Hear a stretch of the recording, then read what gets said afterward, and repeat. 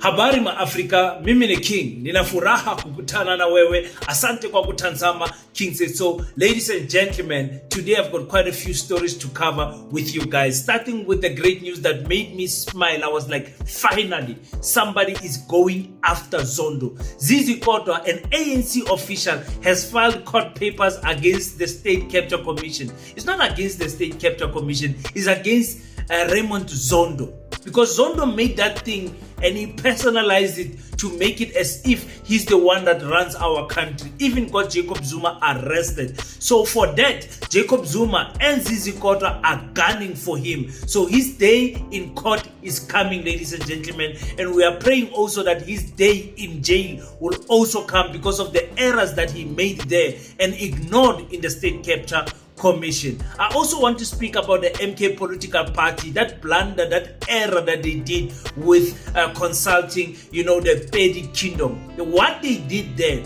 was amateur and was really uncalled for them to treat the Queen like that. The Secretary General Floyd Shivambo was alerted about Jacob Zuma wanting to go and meet the Petty Queen, but still he did not act like the Secretary General to make sure that these people are on time.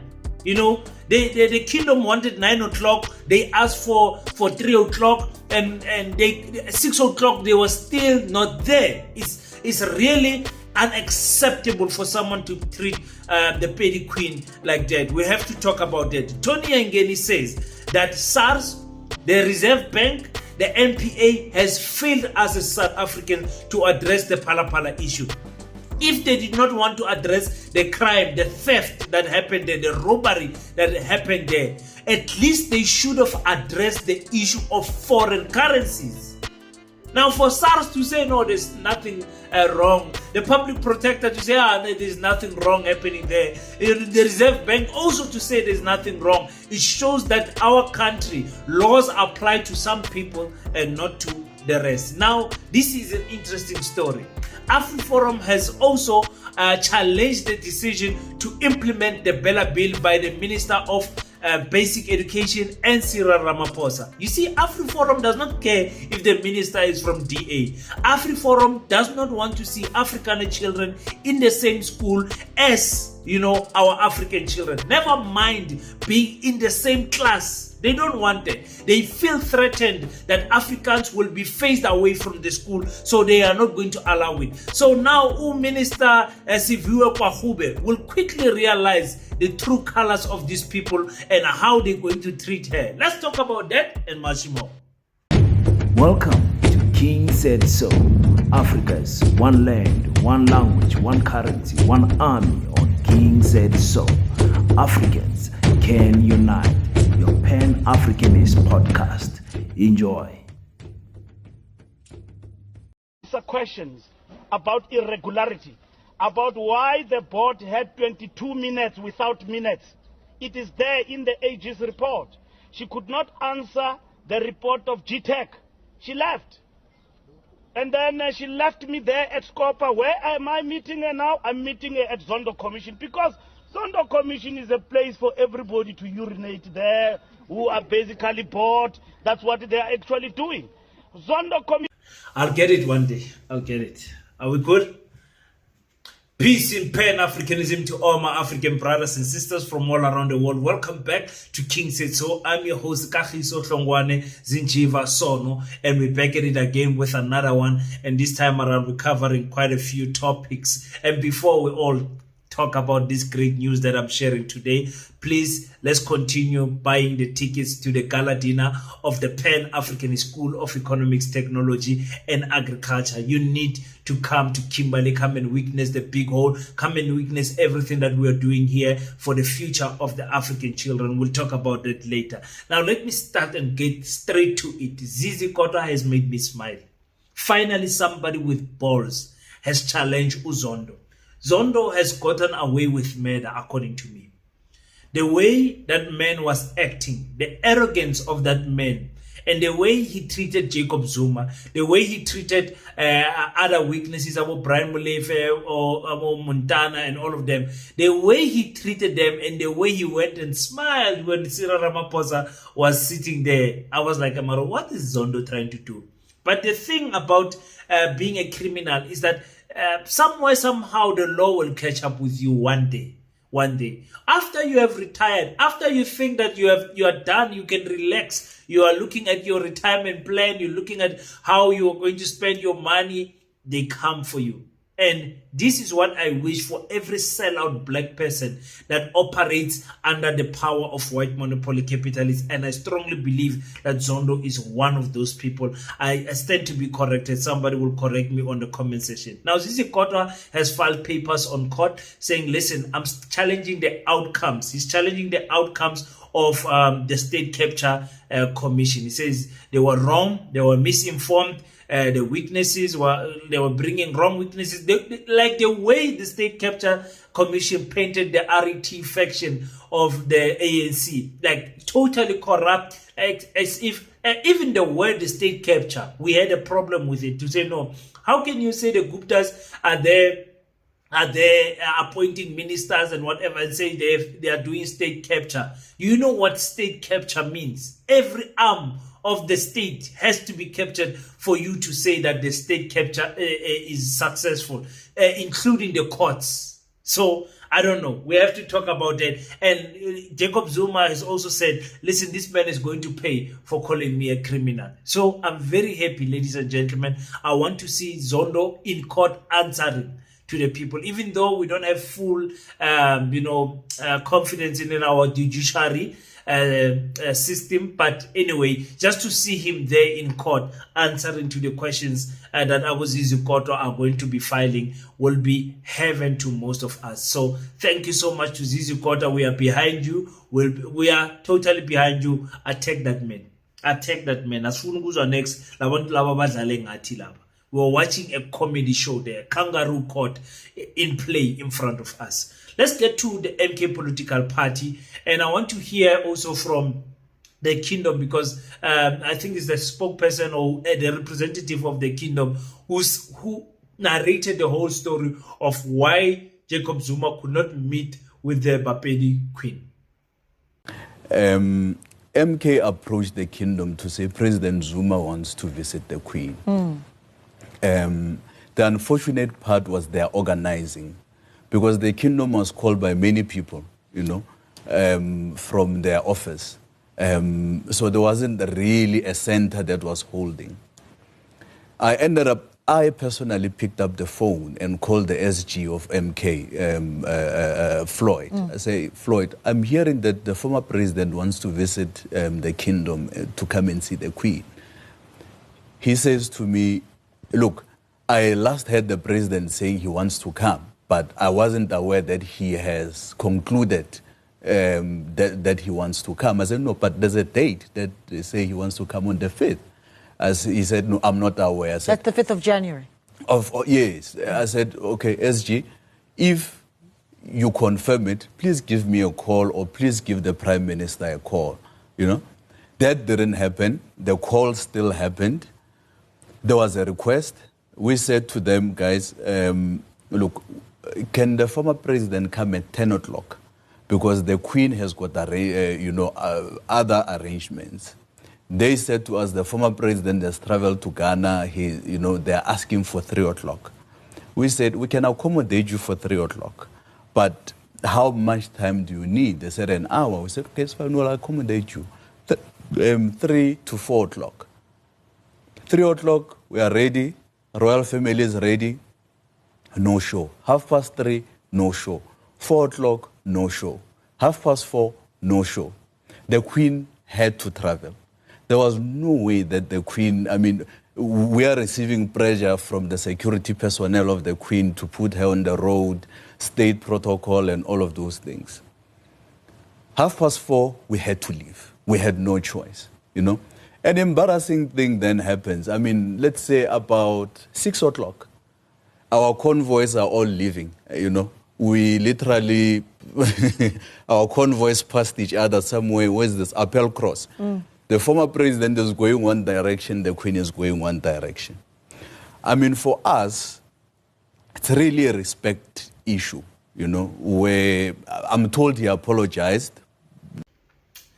The first error that the MK political party did is trying to organize a meeting with the royal family in Limpopo, where Floyd Shivambu comes from, without Floyd. I mean, the royal family itself ended up calling Floyd Shivambu to ask him, do you know about this arrangement? And he knew nothing. And they asked him, please, after you have consulted with Zuma, come back to us and tell us what is what. And Floyd Shivambu did not do it. I think Floyd felt like, hey, these people have already organized with you guys. They've already called you. The communication was supposed to come from my office. So I'm not going to enter this business, of which is a wrong attitude to deploy. Because the greater need of the party must go over personal squabbles in the party. You understand what I'm trying to say? So many people called the royal family. That is error number 3. Why is it that they cannot communicate with one person? If it was this specific person and you do not want Floyd to know, just let it be one person that calls, not to 2 people, 3 people. And we don't know what is the number, but when they say many, we're assuming it's more than 2 people that called. Floyd did not know. Floyd did not know, which brings us back to the point that if the MK party is going to distract, it's going to be a self-distraction from the fight of the members within. And which is confusing because Zuma was with Floyd Shivambu at the Nazareth Baptist Church yesterday, actually. Visiting them there, and it was confusing that why is it in other things he's involved and in other things he's not involved, and why would you even make a mistake of not involving him with matters that pertain the province that he was born in or the province that he comes from? That's another error. So the MK political party, we cannot warn them enough. It is them that is going to kill whatever good thing that is happening there. That 15%, they must not ride on it to think that, no, it's a 15%, we've got it wire, we must just build on this. They must build the confidence with the communication structures, the trust within the team members, the leaders of the political party, and nothing can happen in the party without the Secretary General knowing. Especially visits of the president of the party. Nothing like that can happen, transpire without Floyd Shivambu knowing. It's something that is showing weakness in the MK political party. And if this continues, I'm telling you, let's jump to TONNY YENGENI. I mean, I really like what he said there in the Dr. Sizwe Mpofu Welsh podcast about SARS, the Reserve Bank, the NPA, and the Public Protector. SARS, the Reserve Bank, the Public Protector, and everybody else is not capable, including the NPA. They're not capable of saying, this is the law, and everybody must subscribe to the law. And everybody who breaks the law must face the music of the law. No. There are certain people who have done big things, major things. SARS come out and say, no, we know that there were American dollars that came into the country, but we don't think there's any, we didn't find anything wrong with that. I mean, really? Really now? Seriously now? I'm a farmer. I'm in the cattle business and the game business. And through that business which has been declared in Parliament and all over, I buy and I sell animals. Sometimes people buy these animals, and some of the people who have bought some of the animals, some of them are here. I do it, yes. I do it through, the sales are sometimes through cash or sometimes through transfers. Some of the people who are offshore customers and who are sometimes local, they come through and buy animals, and some of them come also to hunt on the farm. And so this that's being reported was a clear business transaction of selling animals. Yes, I stand by it because we didn't say it is a sale. We didn't confirm that there was a legal sale which took place. We worked on what was before us, but ours was to deal with the issues that involves public administration and which were also regulated in terms of the Executive Ethics Members Act, and not the sale, or to confirm whether there was a sale or not and whether the sale took the form of being perfected or finalized. That was not in our mandate, and it is not what we investigated. Which confirms the sale in our possession. Therefore, there is no doubt in respect of the sale. You know that public protector, Koleka, who advocate Koleka, she's also one of those ladies that that decision of her of saying there was no sale and then turning around and say that there was no doubt about the sale, and then turning around and say no, we were not investigating the money of Palapala, that is private money. Our mandate is state-owned money, and all of those things that she said will come back to bite that girl. I'm telling you, all of those things that she said, because it's the president himself that said, listen, I'm in the game business. I'm a farmer. I'm in the game business. I sell cattle. Some of you here, sitting here, you have bought some cattle there by me. You know, it's a joke to Cyril Ramaphosa always, because he knew that I've got the NPA on my side. The Limpopo NPA office said, listen, we are not going to arrest anyone pertaining the Palapala crime. Imagine, we are not going to arrest anyone. Okay, me and you did not care about people getting arrested anyway, because we don't understand why money is stuffed in a cushions of a sofa. But what we wanted to know, how did this foreign currency pass at the airport? How did it get into our country? And now that you are not arresting everyone, what is the declared amount? How much is it exactly? And what did you do after it? Because you cannot have so much amount on you of foreign currency. After it was declared, okay, this is more than 3 million rands, what happened after that? The NPA looked away. SARS also looked away. And the public protector said, no, there's nothing wrong here. There's nothing wrong. The day is coming for Cyril Ramaphosa, unfortunately, over this Palapala issue, and everybody that cleared him from wrongdoing. Because a child that is in grade 1 can see that there is something fishy happening there. And now you have decided not to arrest anyone.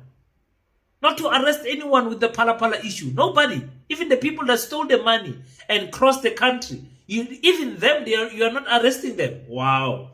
But you've got such problems, South Africans, with illegal miners. Because you guys crime, you choose who to attack and who not to attack.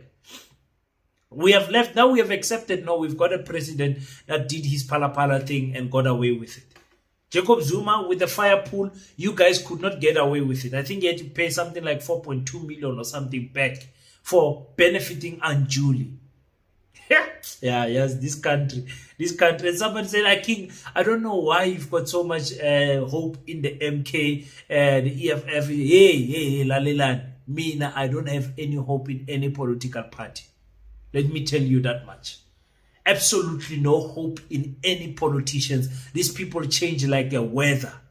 Tomorrow they will say something. Today they are like this. Tomorrow I'm telling you, we can't fully trust on these politicians. It's just a thing to say, what can we do? Because we've got a democratic, artificial democracy that we must just abide in, where we vote and all of those things. But I don't have hope in the political system as a whole. That's me personally. So yeah, that's what I wanted to say about it. Let's talk about AfriForum, taking the Minister of Basic Education to court. Look, I'm told that there has been a legal challenge that is either going to be launched or has been launched. We will have to study that and we will have to see. I know that it is said that I'm cited and both I and the President have been cited. And so we'll have to see what it says and what the response that is needed from us within the next 10 days. But I do want to indicate that as per our commitment from last last year, my commitment that I made at the end of last year, that now is the time for us to focus on the future. The contentions around the Bella Act were at fever pitch last year, but now the act has been enacted and it has been commenced with, as the president commenced the act last year.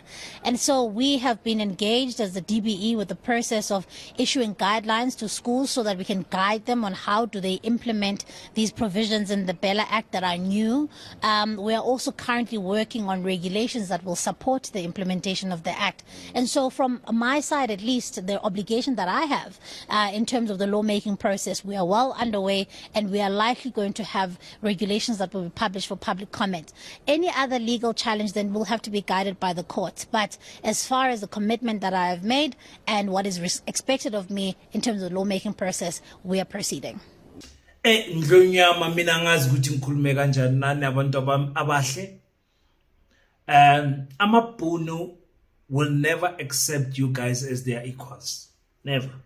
Not in a classroom, not in the workspace, not in the sports field, not at home, not in the streets, not in the queue of Lotto, not in the queue at Pick and Pay, not in the parking lot, nowhere where these people will see you as their equals. And I must stretch, as always, that not all of them, but them as a group, not as individuals, them as a group will always see themselves superior to us as African people. If you don't want to believe me, look at history. Look at history. Up until 1993, these people called themselves Europeans. They never considered themselves as African Europeans. They considered themselves clearly as Europeans. It was in the science. It was everywhere. There is no switch on or switch off button that was pressed in 1994 that made these people to suddenly love you. Ne rubbish ye but in Madiba Magic and Rainbow Nation. There is no such thing. Ayiko I button e pressive. There is always systems in place. And the main system was the education system. So now instead of saying we don't allow blacks in the school, they will say, no, it's an Afrikaans medium school. Meaning every subject is done in Afrikaans. That's how they kept you guys away from the schools. Do you guys understand? And if you had colored people and black people that were willing to put their children in Afrikaans medium schools, they will just take the school fees high so that only a class, an illimited people can afford to get into that school. It's not a joke. Now, AfriForum has taken the minister, Usuviwe Kahube, and the president to court, challenging this issue of the Bella Bill. They are challenging it because they don't want integration of African children with the Dutch children. That's all. It's not the white people that are fighting because they speak English. It's the Dutch that speak Afrikaans that don't want to see their children in the same class with our children. They don't want to. In a way, I'm like, because what they're trying to do, let me explain this. And tomorrow I'll be at, well, not tomorrow, today at maybe 8 o'clock or 7:30, I'll be with Sister Ntsiki Mazwai at her podcast. She has invited me there. We'll be going live. I will not be with her physically, unfortunately, but we'll be going live and talking. And one thing I want to explain to you guys is that these people put you at a disadvantage. They make you go through the Bantu education. They make you go through the education that does not benefit your languages. And now, 30 years later, because you have failed to develop your language, because Afrikaans was developed and in front of us as African people. It was developed. It did not come in a textbook where it was a complete language. It was slowly developed so that the children can learn mathematics, Veskanda in Afrikaans, science in Afrikaans, geography in Afrikaans. It was developed in front of us while we were not developing our own languages. So 30 years, they make it seem as if you are useless. They say, but why can't you guys learn in your mother tongue? Why can't you do mathematics in your mother tongue, knowing very well that you did not develop your language for education purposes, meaning you can't go to varsity in Shivenda. You guys understand what I'm trying to say to you? That's what they are trying to do. But now the government does not see that. The government still say, man, let's force our children into these white schools. No person must have the audacity to keep children outside a school because of a language barrier. But the government is not talking about developing our languages. And that is why we have the Pan-African School of Economics, Technology and Agriculture. It's exactly what we're trying to do in that school. We're trying to bring back some dignity to African people, some pride to African people. You cannot have pride when you don't control your educational system. So we are asking you guys to say, guys, we don't have money to build this school. But what we have is, how many? 60 million or 58 million black South Africans. And how many more in the diaspora? How many more around the world? We are saying, let's each contribute 50 rand to build this school. Let's each contribute 50 rand to build the school, so that we can build a school that we are proud of. Not a school to keep other people out. No. A school to educate our children properly about the African history, African science, because Africans were always advanced in science. You think the Chinese are scientifically and technologically more advanced than us? No, it is us who taught these people these things. We want to teach our children technology. We want to teach our children agriculture. Those are the very fundamentals of the pillars where our school are standing on top. You guys understand what I'm saying? If we don't build our own schools, if we don't build our own institutions, we'll find ourselves 30 more years later. Our language is still not developed. Our language is still not respected. And Africans will always shine above all the other 11 official languages except for English. Angazi uyangitolerate or uzongithola later. So izondo lethu, because of our differences in political ideology and everything, must not cloud our judgment in terms of building this school. This is not a King Said So school. This is our school. This is for the coming generation school. It is for when these people hate us, because I believe they are going to mesmerize us in 2029. The IEC, they're going to play us. Look what they did to Mozambique. Look what they did in Namibia. Look what they did. They control the electoral system. When they do that, we at least have built something, ladies and gentlemen. And I've always said, if you don't believe in Paseta, if you don't want to contribute 50 rand to Paseta, build your own. But let it be a school that advocates for black excellence, that is going to bring back the dignity of African children. Angas, khona ngitholayo, khona ngitolerateayo, mara nyazi omunye uzongithola later. So thank you so much, ladies and gentlemen, for tuning in on King Said So. Until we meet again, don't forget to pray. But after you pray, stand up, African child. Do your best so that God can do the rest. Peace in Pan-Africanism. I salute you.